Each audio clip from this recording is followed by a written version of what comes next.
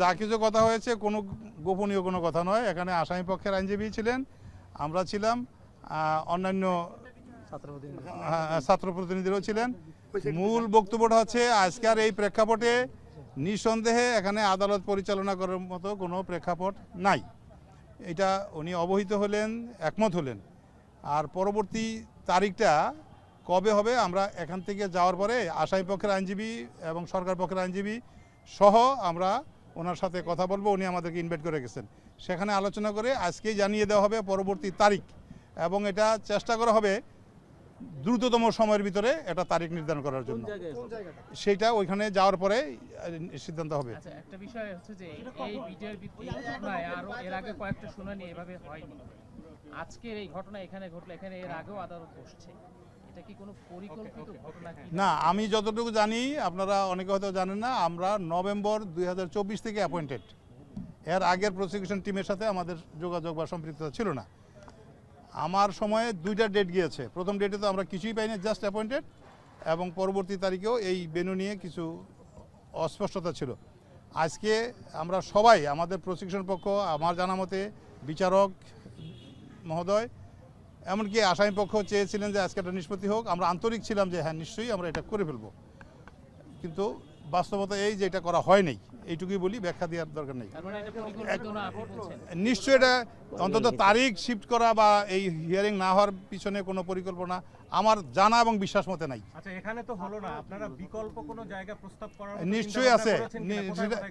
সেই চিন্তা প্রসিকিউশন করলে তো হবে না, এখানে কর্তৃপক্ষের সিদ্ধান্ত নেবে। একাধিক প্রপোজাল এসেছে এখানে। আজকে আসামি পক্ষ থেকে বলা হয়েছে পুরানা জেলখানায় দেওয়া যায় কিনা, আর একটা মহিলা কারাগার আছে এখানে দেওয়া যায় কিনা, বা পরবর্তী এরপরে হলো কেরানীগঞ্জ। এটা ফার্স্ট প্রেফারেন্স পুরানা জেলখানায় অথবা মহিলা কারাগার যেটা আছে এর ভিতরে।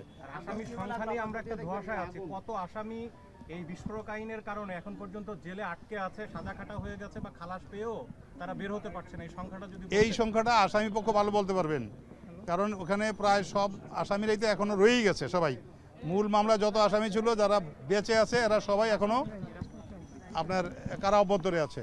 এর ভিতরে বিভিন্ন মেয়াদের সাজা, খালাস সব কিছুই আছে। কাজের সংখ্যা যা আছে ওইখানেই রাফলি নিশ্চয়ই আছে, কেন থাকবে না? সেটা কত হতে পারে? হতে পারে না, সব সংখ্যায় তো 800 প্লাস হলো টোটাল আসামি। এখনো কারাগারে আছে, সবাই আছে যারা বেঁচে আছে। বিষয়টা কি হবে? এই বিষয় তো আমাদের, আমরা শুধু দেখলাম এটা হয়েছে, আমরা এর বাইরে তো এটার সাথে সম্পৃক্ত না, বলতে পারবো না। তবে যারাই করেছেন এটা আমরা মনে করি যে রাষ্ট্রীয় সম্পদ, এটা আলিয়া মাদ্রাসাই হোক আর ব্যক্তি প্রতিষ্ঠানই হোক আর সরকারি হোক, কোনো সম্পদ এভাবে ধ্বংস হোক এটা একজন নাগরিক হিসাবে আমি চাই না। এটা অনাকাঙ্ক্ষিত। সেটা তো রাষ্ট্রের অন্যান্য এজেন্সি আছে, সংশ্লিষ্ট কর্তৃপক্ষ যারা আছে নিশ্চয়ই তারা দেখবেন।